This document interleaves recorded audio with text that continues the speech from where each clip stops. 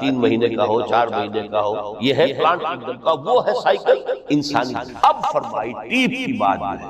وَفِي الْآخِرَةِ عَذَابٌ شَدِيدٌ وَمَغْفِرَةٌ مِّنَ اللَّهِ۔ دیکھو دنیا کی زندگی تو ان سٹیجز سے ہو کر گزر جاتی ہے، جو پیدا ہوا ہے اس پر بڑھاپا آئے گا بہت۔ کُلُّ نَفْسٍ ذائقَةُ الْمَوْتِ، سورہ آل عمران کی 185 آیت کا پہلا جملہ۔ ہر انسان کو جو پیدا ہوا موت آتی ہے۔ اب یہ ہے کہ وہ کہیں آپ نے محل میں گزار دی زندگی، کسی کٹیا میں گزار دی زندگی، کسی کی فٹ پاتھ پر گزر گئی زندگی، زندگی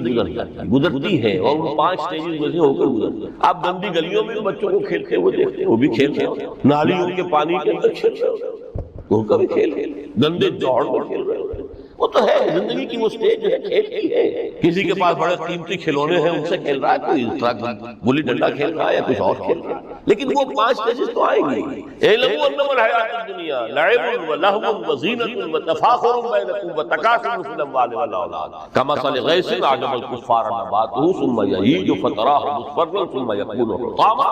وفی الآخرۃ عذاب شدید ومغفرۃ من اللہ ورضوان۔ آخرت میں جا کر یہ بائیفرکیشن ہو جائے، یا تو شدید عذاب اور یا اللہ کی مغفرت کا عذاب۔ Now the choice is yours، اما شاکرا و اما کفورا، فیصلہ تم خود۔ وما الحیاۃ الدنیا الا متاع الغرور، یہاں بھی آخری الفاظ وہ ہے کہ دنیا کی زندگی دھوکے کے سوا کچھ نہیں۔ کیوں؟ اگر تو دنیا کی زندگی میں گم ہو گئے، جیسے کہ اقبال نے کہا ہے کہ کافر کی یہ پہچان کے آفاق میں گم ہے، اور مومن کی یہ پہچان کے گم اس میں ہے آفاق۔ دنیا میں رہو طالب دنیا نہ بنو، طالب عقبہ، طالب آخرت۔ دنیا میں رہو، برتو استعمال کرو،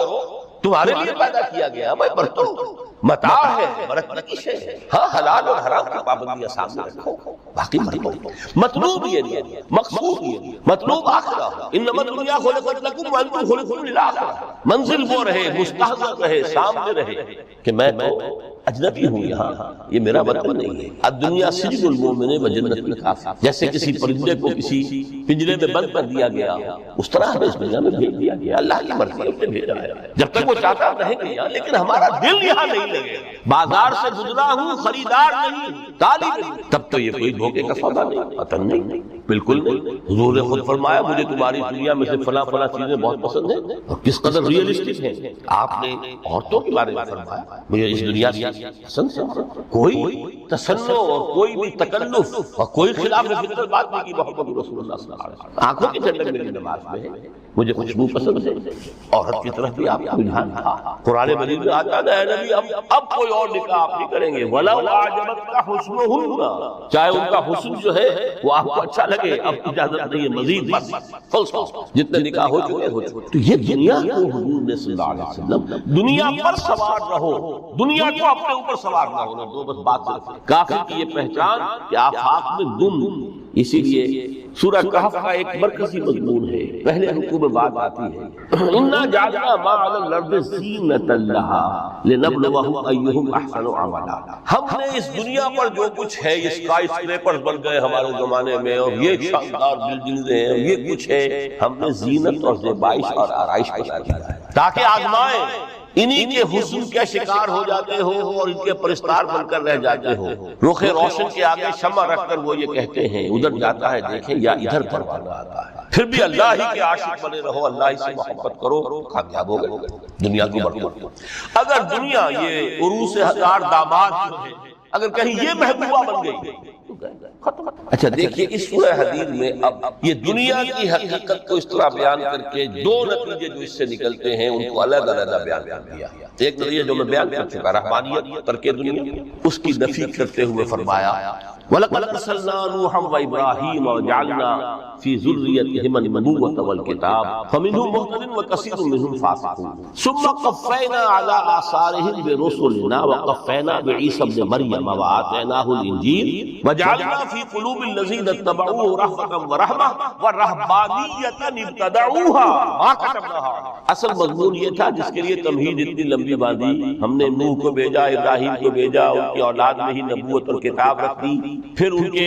نقش قدم پر ہم نے اٹھایا عیسیٰ ابن مریم کو، انہیں انجیل دی، اور جو لوگ ان پر ایمان لائے ان کے دلوں میں رحمت اور رافت کے جذبات پیدا کیا، انسانی ہمدردی۔ حضرت عیسیٰ کا جو اپنا مزاج تھا، ظاہر بات ہے کہ آپ کے حواریین اور آپ پر ایمان لانے والوں میں اسی کا ایک عکس پیدا ہوگا۔ لہذا وہ ایک خاص کیفیت لے کے فرمایا ایک شے کیوں انہوں نے بدعت کے طور پر ایجاد کر دیا، وَرَهْبَانِيَّةً ابْتَدَعُوهَا مَا كَتَبْنَاهَا عَلَيْهِمْ، رہبانیت کی انہوں نے بدعت ایجاد کر دی، یہ انہوں نے کی، ہم نے یہ ان پر فرض نہیں کیا۔ یہ ہے وہ منفی نتیجہ، گریز، خانقاہوں میں جا کر بیٹھ جاؤ، موناسٹسزم، تجرد کی زندگی گزارو، نتیجہ اس کا کیا نکلتا ہے کہ بظاہر راہب اور راہبائیں رہ رہی ہیں اور رہ رہے ہیں، اور اندر جو حرام کاری کے بازار چل رہے ہیں، اور تہخانوں کے اندر حرامی بچوں کی قبروں کے قبرستان بن رہے ہیں۔ ہسٹری آف کرسچین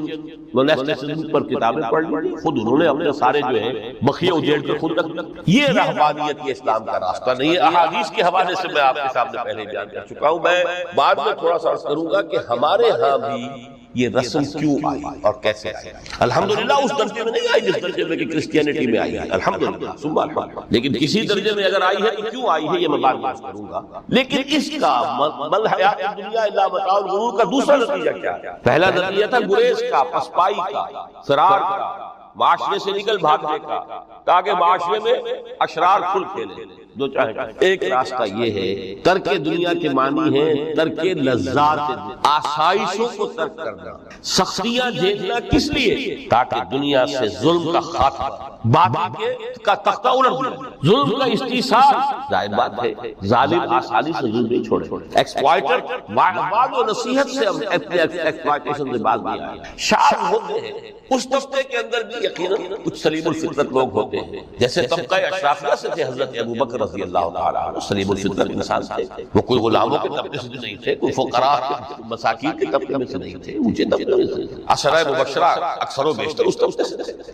لیکن بائی اینڈ لارج وہ جو طبقہ ہوتا یا تو وہ اپنے جبر اور استبداد کا تخت جو ہے جما کر بیٹھا ہوا لوگوں کی گردنوں کے اوپر، پولیٹیکل ریپریشن ہے، یا اکنامک ایکسپلائٹیشن، استحصال، محنت لوگ کریں کھائیں گے، ہم عیش کریں گے، محنت کسان کریں جا کے کھیت میں، ہم لے آئیں گے اپنا حصہ، یا کوئی سوشل ڈسکریمنیشن ہے، یہ اونچا ہے یہ نیچا ہے، یہ تو پیدا ہی ہوا ہے شوگر، یہ اس سے نکل ہی نہیں سکتا، اور یہ پیدا ہوا برہمن اونچا۔ اس تینوں قسم کے ظلم، اس کا خاتمہ کرنا، اس کے لیے جدوجہد، جہاد، قتال،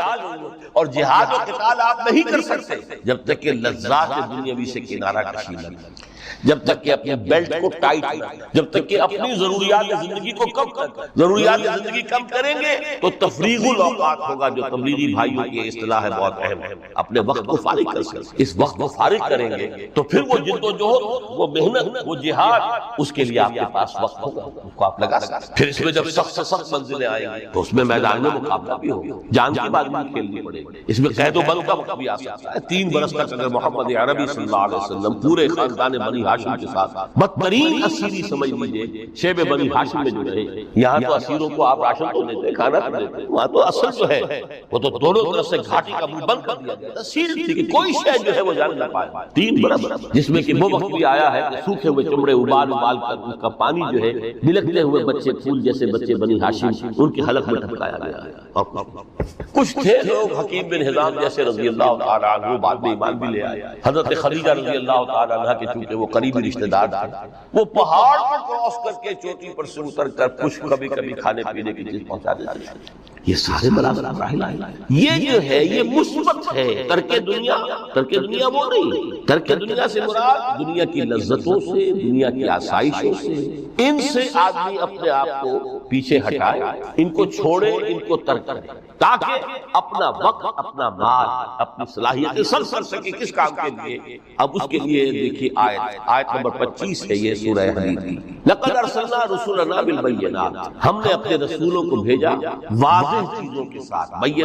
بینہ وہ شے جو خود ظاہر ہے، آفتاب آمد، دلیل آفتاب، جب سورج طلوع ہو گیا وہ خود اپنے وجود پر دلیل ہے، اس کے لیے کسی اور اضافی دلیل کی ضرورت نہیں کہ سورج موجود ہے، وہ تو ہے، سب کو نظر آ رہا ہے۔ تو بینات سے مراد معجزے بھی ہیں، اور وہ تعلیم جو ہے بنیادی دین کی کہ جو فطرت انسانی کی جانی پہچانی ہوئی ہے، دونوں پر اس کا اطلاق ہو جائے گا۔ لقد ارسلنا رسلنا بالبینات وانزلنا معهم الکتاب والمیزان، اور ہم نے ان کے ساتھ کتاب اتاری، میزان اتاری۔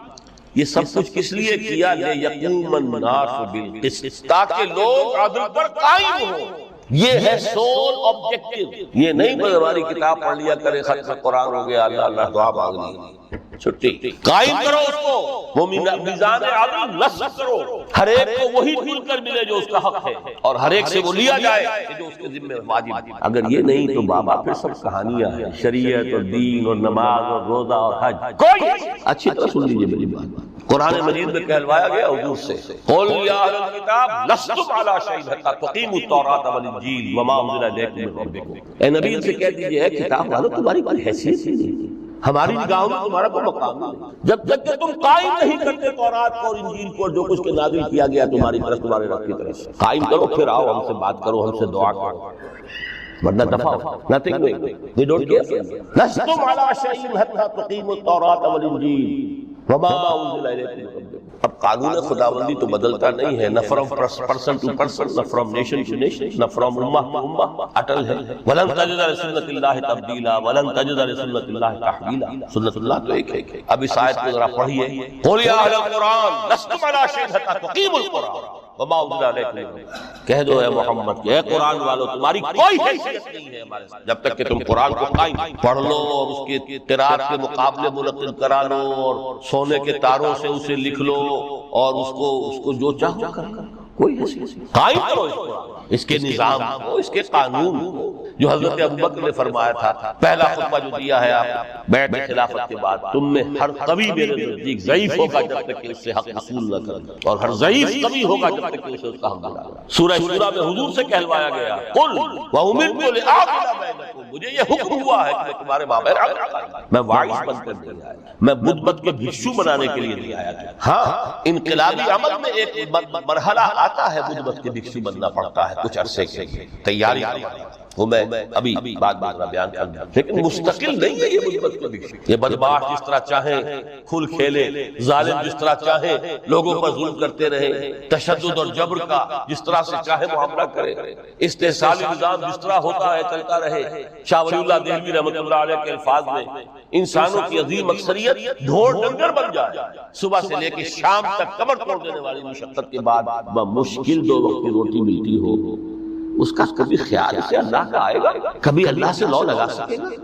دنیا نے تیری یاد سے بیگانہ کر دیا تو اس سے پھر فریب ہے غم روزگار کی۔ اس لیے حضور نے فرمایا کاد الفقر ان یکون کفرا، یہ فقر جو ہے یہ انسان کو کفر تک پہنچاتا ہے۔ عدل قائم کرو۔ تو دیکھیے یہ آیت انتہائی گمبھیر آیت ہے قرآن مجید کی سورہ حدید کی، جس طرح وہ آیت متاع الغرور والی جس شان کے ساتھ سورہ حدید میں آئی ہے، اعلموا انما الحیات الدنیا لعب ولہو وزینۃ وتفاخر بینکم وتکاثر فی الاموال والاولاد کمثل غیث اعجب الکفار نباتہ ثم یہیج فتراہ مصفرا ثم یکون حطاما وفی الآخرۃ عذاب شدید ومغفرۃ من اللہ ورضوان وما الحیات الدنیا الا متاع الغرور۔ لیکن اس کا نتیجہ کیا نکلنا چاہیے؟ لقد ارسلنا رسلنا بالبینات وانزلنا معهم الکتاب والمیزان لیقوم الناس بالقسط۔ Now prepare for the shock۔ میرے نزدیک میرے علم کی حد تک شاید دنیا کی کوئی انقلابی کتاب نہ ہو جس نے اس قدر عریاں طور پر کھل کر یہ کہا ہو کہ ظالموں کی سرکوبی کرو، کچھ لوگ ان کے ساتھ۔ وانزلنا الحدید، ہم نے لوہا بھی اتارا۔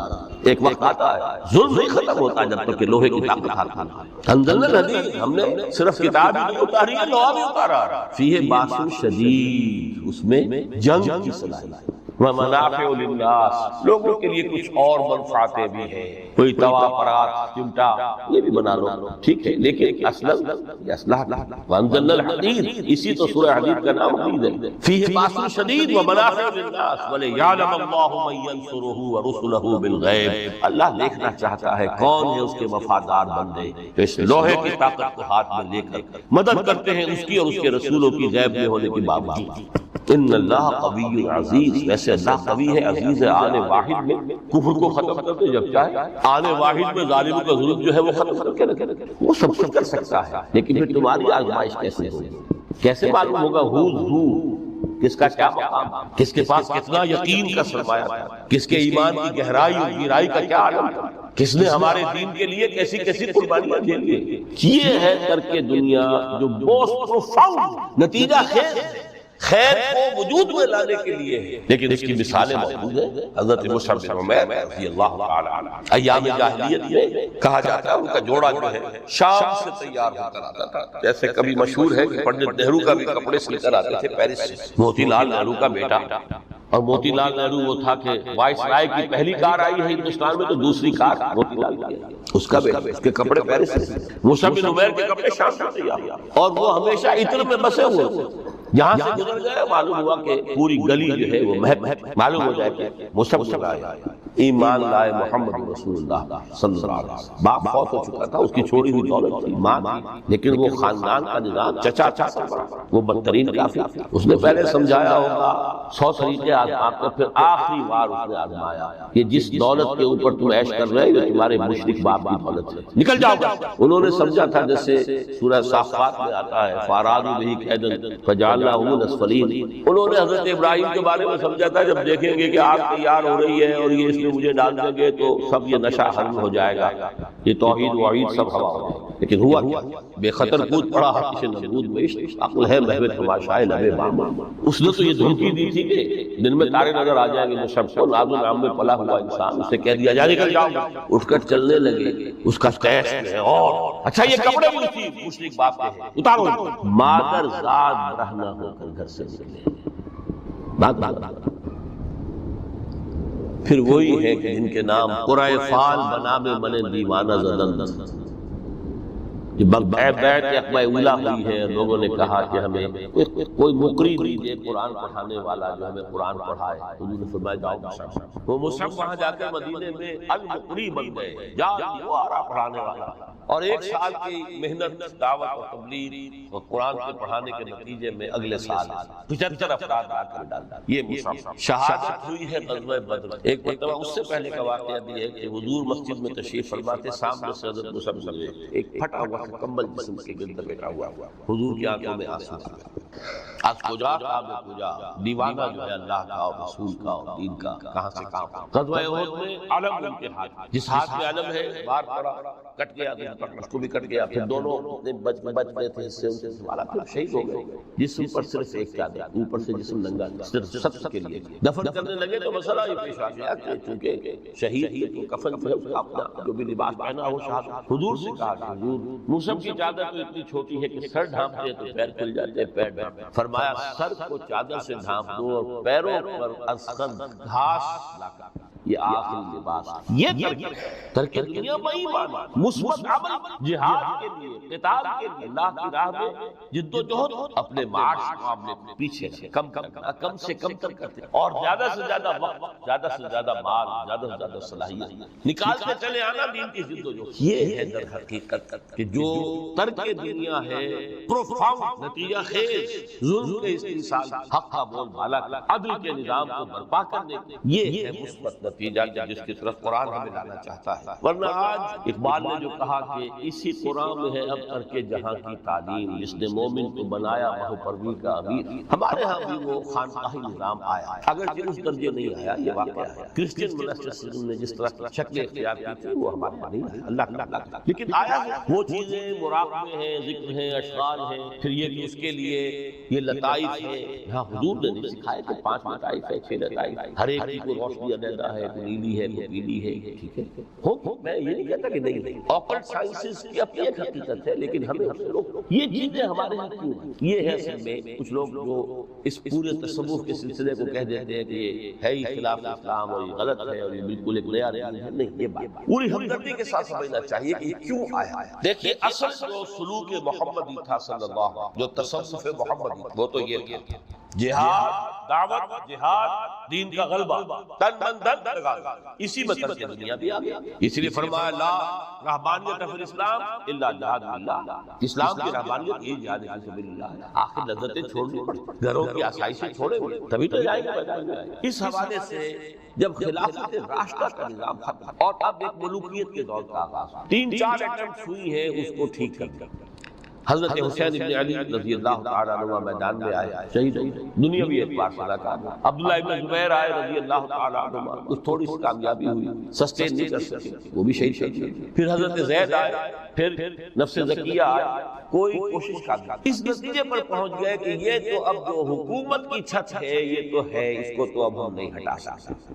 جب حکومت کو چھت سے نہیں ہٹا سکتے تو اب جہاد اور قتال کا راستہ تو بند ہو گیا ہے۔ تو مسلمان کلمہ گو ہیں، چاہے خود فاسق و فاجر بھی ہوں، لیکن نافذ تو شریعت کے احکام کر رہے ہیں، اس حوالے سے ہاتھ بن گئے۔ اس وقت پھر یہ ہے کہ جو تزکیہ نفس کے لیے یہ طریقے اختیار کیے گئے، شارٹ آف جہاد فی، شارٹ آف قتال فی اللہ۔ یوں سمجھیے کہ اگر کوئی درخت جو ہے یہاں پر آپ اس کو اگائیں تو چھت چھت تو ہو جائے گا، لیکن چھت کے اوپر چھت کو پھاڑ نہیں سکتے، وہ پھر مڑ جائے گا۔ یہ ڈیفلیکشن ہوئی ہے ہمارے ہاں، جس سے کہ یہ خانقاہی نظام، کچھ خیر تو لوگوں کو سکھاتے رہو، کچھ تزکیہ نفس کی تعلیم تو دیتے رہو، اور ان میں پھر یہ ہے کہ مشرق اور مغرب سے آنے والے نظریات اور طریقے جو ہیں وہ بھی شامل ہیں۔ ہندوستانی جو تصوف کے مختلف یہاں پر معاملات تھے، اور ادھر سے یونانی اور نیو پلیٹونک وہ نظریات آتے، لیکن آج کا دور دو اعتبارات سے بہت مختلف ہے۔ اب پھر ضرورت ہے سلوک محمدی۔ کیوں؟ اگرچہ حکومت مسلمانوں کی ہے، لیکن اسلامی قانون نافذ اس وقت یہ تھا کہ حکومت مسلمانوں کی تھی، اگرچہ وہ عثمانی میں آئیڈیل اسلامی حکومت نہیں تھی کہ امرہم شورا بینہم،